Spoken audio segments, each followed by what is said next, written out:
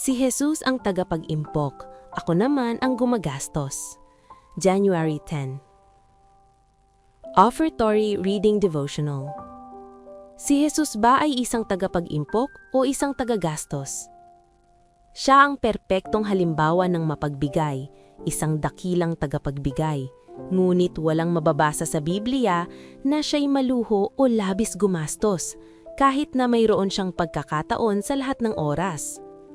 Kahit noong ipinakita niya ang kanyang walang limitasyong kayamanan sa pamamagitan ng himalang pagpapakain sa mahigit 5,000 tao mula sa wala, hindi pa rin siya naging aksaya.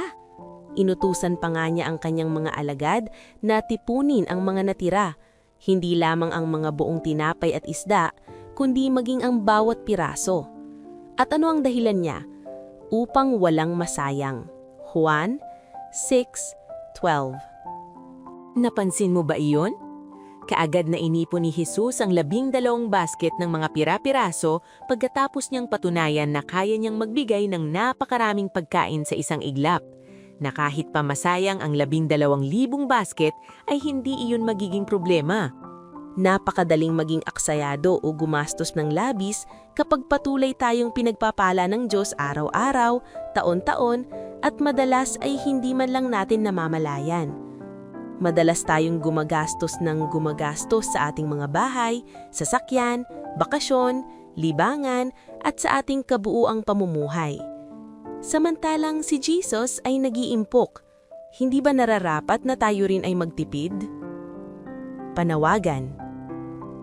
Sa pagbabalik natin ng ating mga ikapu sa Diyos at pagbibigay ng ating mga pangakong handog ngayon, ay maaari tayong makipagtulungan kay Jesus sa kanyang pagliligtas sa mga tao.